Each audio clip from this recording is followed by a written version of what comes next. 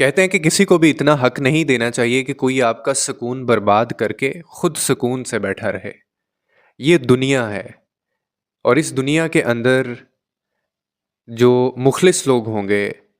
جو اچھے دل والے، جو اچھی نیت والے لوگ ہوں گے، جو نبھانے والے لوگ ہوں گے، جو وفا کرنے والے لوگ ہوں گے، جو ایک دوسرے کا لحاظ کرنے والے لوگ ہوں گے، جن کے اندر منافقت نہیں ہوگی، جن کو منافقت نہیں آتی ہوگی، جو ہمیشہ رشتے نبھانے پہ یقین رکھتے ہوں گے، ایسے لوگوں کو اس دنیا میں بہت توڑا جائے گا، بہت بری طرح توڑا جائے گا۔ اور اگر آپ کی زندگی میں کوئی ایسا شخص ہے نا جو آپ کو بات بات کے اوپر ٹونٹ کرتا ہے، یا بات بات کے اوپر لفظوں سے وہ آپ کا دل توڑتا ہے، اور کچھ لوگ ہوتے ہیں وہ یہ مہارت رکھتے ہیں، تو آپ کو تو اللہ کا شکر ادا کرنا چاہیے کہ آپ ان لوگوں میں سے نہیں ہیں۔ اللہ نے آپ کو ان لوگوں میں سے نہیں بنایا جو لفظوں سے یا اپنی زبان سے یا اس طرح کے ٹونٹ مار کے لوگوں کا دل توڑتے ہیں، کیونکہ یہ بہت بڑا گناہ ہے۔ ایسے لوگوں کی اپنی زندگی میں کبھی سکون نہیں ہوتا، وہ سکون پا ہی نہیں سکتے۔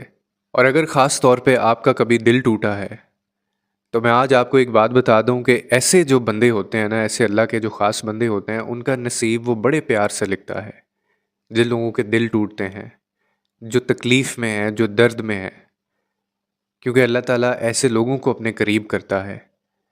وہ یا تو ان سے ان کی من پسند چیز دور کر دیتا ہے، یا کسی مصلحت کے تحت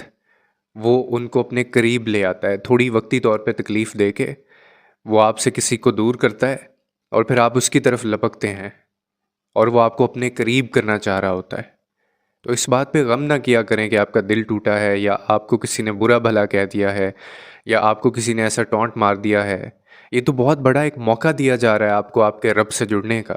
اور کیا آپ جانتے ہیں کہ جب اللہ تعالیٰ کسی کا دل توڑتا ہے نا،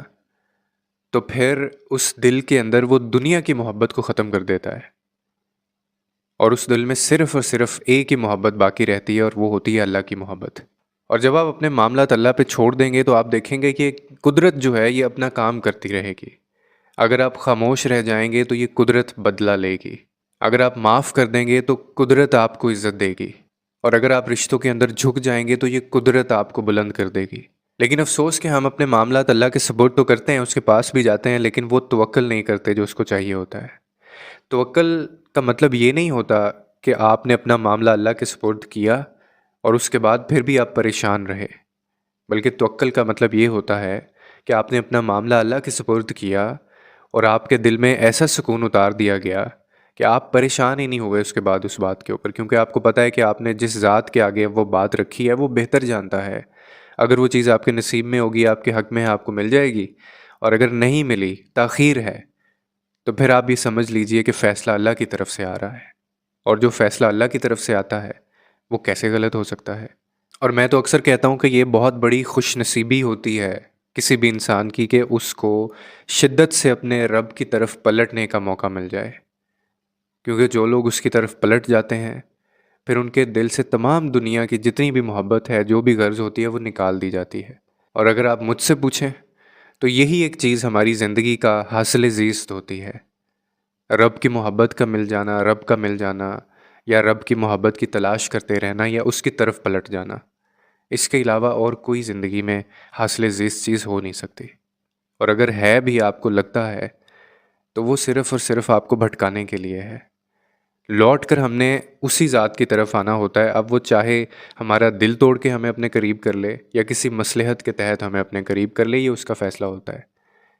تو اسی لیے جو ٹوٹے دل والے ہیں نا لوگ، ان کے لیے ایک دفعہ پھر میں یہ کہنا چاہتا ہوں کہ غم نہ کریں۔ آپ کو چنا گیا ہے، اور آپ کو وہ چیز ملنے والی ہے جو شاید بہت سارے لوگوں کو نہیں ملتی۔ امید کرتا ہوں اس ویڈیو سے آپ کو کوئی نہ کوئی انڈرسٹینڈنگ ملی ہوگی۔ لوگوں کے لیے آسانیاں پیدا کریں، رب آپ کے لیے آسانیاں پیدا کرے گا۔